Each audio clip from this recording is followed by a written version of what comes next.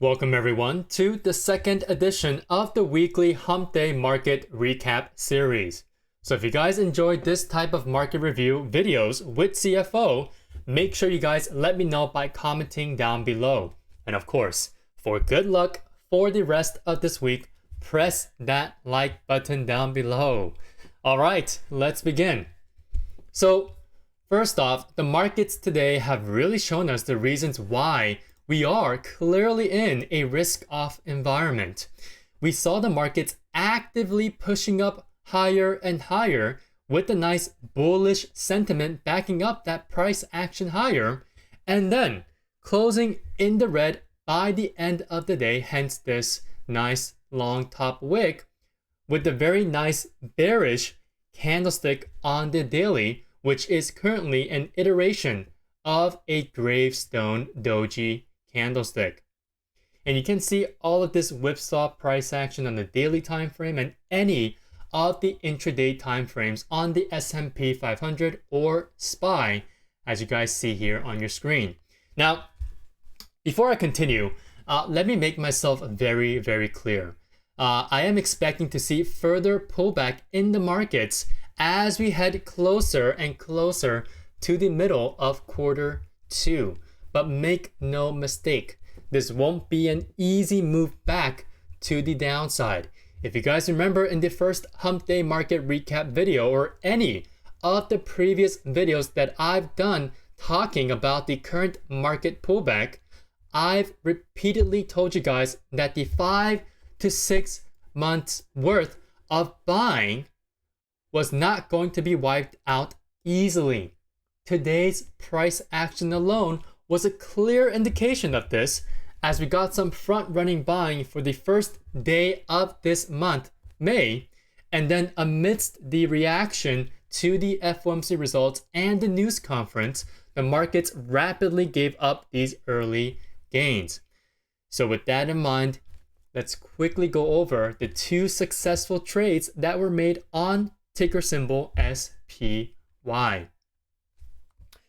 As I've laid out for you guys last night, I told you guys that we should be expecting some sort of a red to green bounce after yesterday's price action to the downside.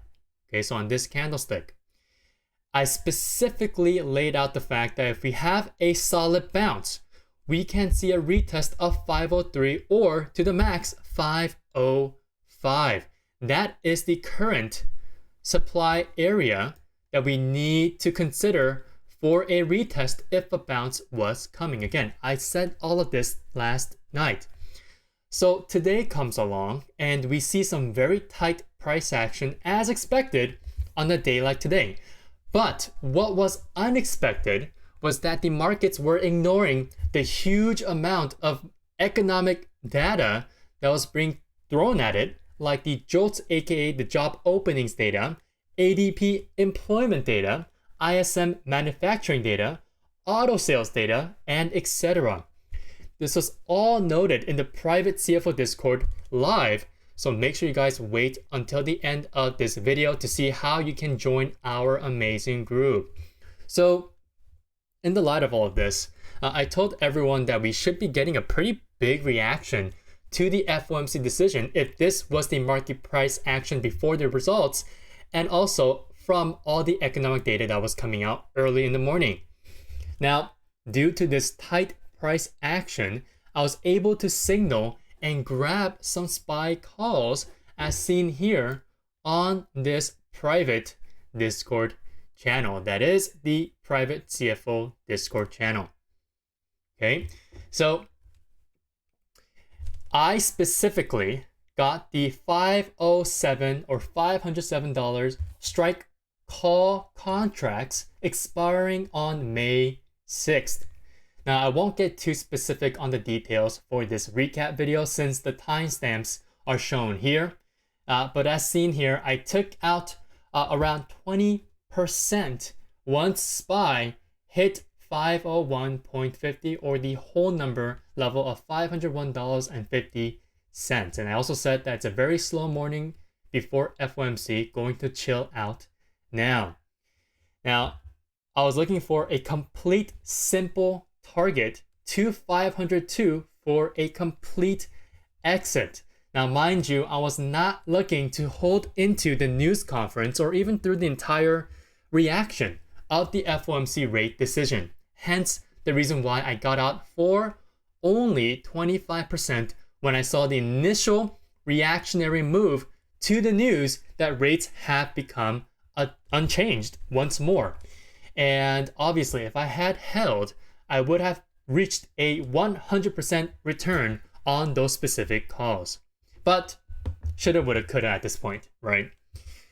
Now, the second trade came in after the news conference opening statement as the market soared during his initial talks.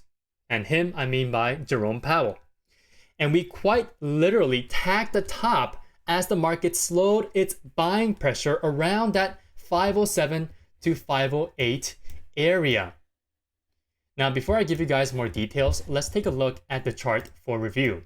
I warned you guys plenty of times about the fact that my short-term SMAs, the daily 10 and 21 SMAs, the red is the 10, the light blue is the 21, have continued to decline and curl downwards. And with Monday and Tuesday's candlesticks both retesting the declining 21 SMA, I knew that the risks for any attempt at a long-term swing would be denied.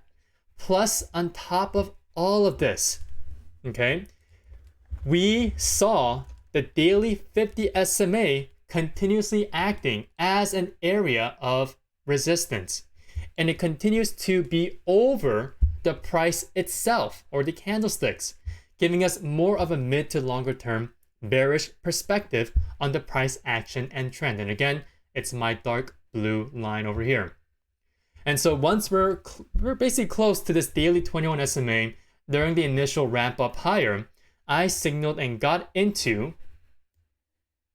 the 490 strike put contract, that expires on May 31st.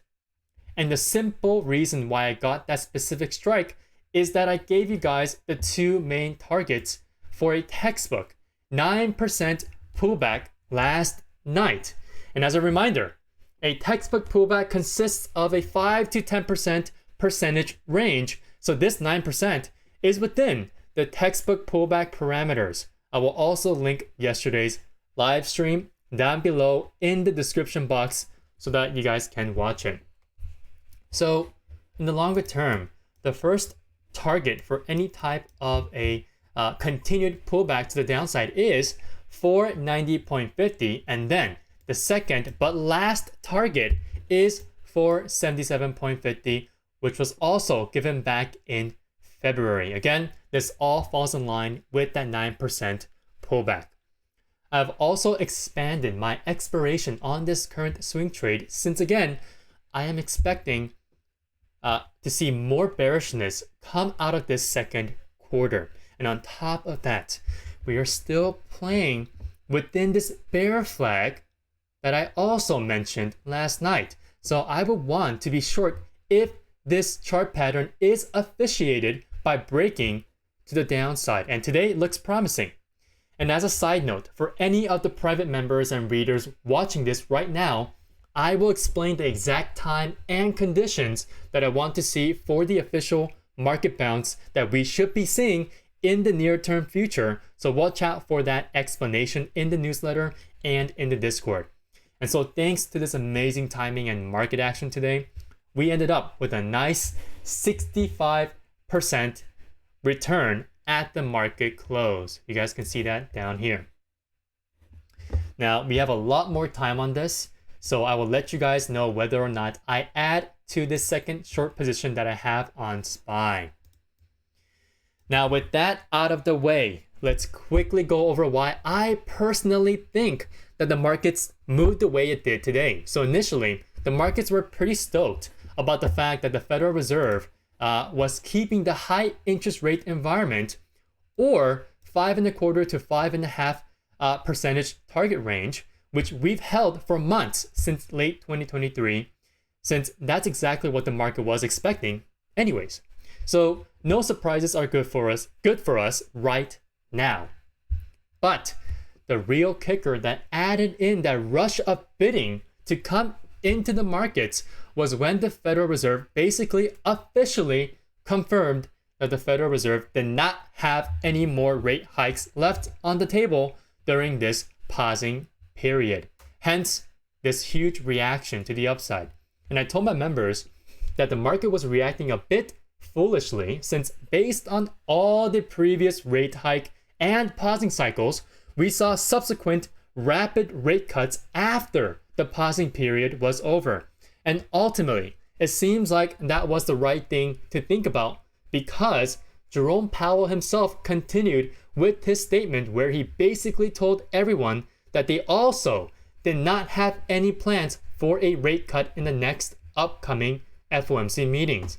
Now, what was amazing to see was that once the conference was over, the market bids all dropped and the true meaning of his words and answers throughout the conference was realized. Hence, this second 2-hour red bearish candlestick.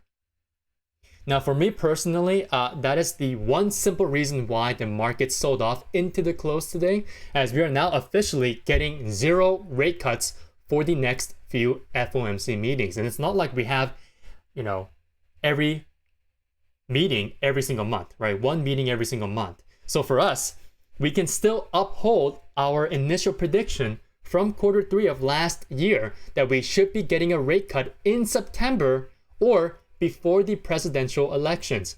And the only thing about today's FOMC results is that the market could be spooked even more if there is a probability that the Federal Reserve would be introducing the first cut in its November meeting, which is actually the official election month.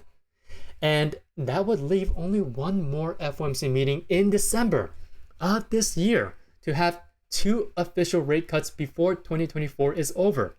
However, on the other hand, that could also mean that there is a probability the Feds won't have another rate cut in December, and that will leave us with only one official rate cut for this entire fiscal year of 2024.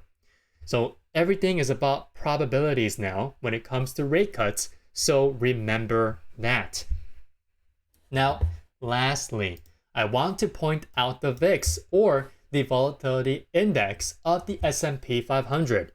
So even with the large move today to the upside on the S&P 500 itself, the VIX still closed over that 15 value. And remember that this value can create more downside risk for any long positions that you guys may have, as the VIX can still pop back to 17 to 18 or even 19 that we saw a few days ago, basically, or a few weeks ago.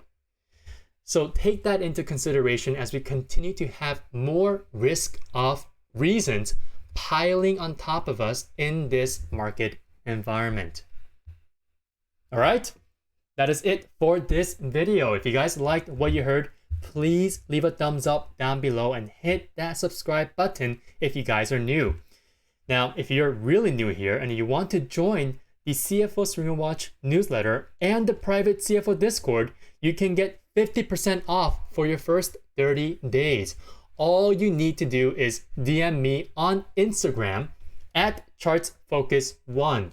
You can gain access to the current swing trades that we have right now and much more. So make sure you guys DM me again on Instagram at ChartsFocus1.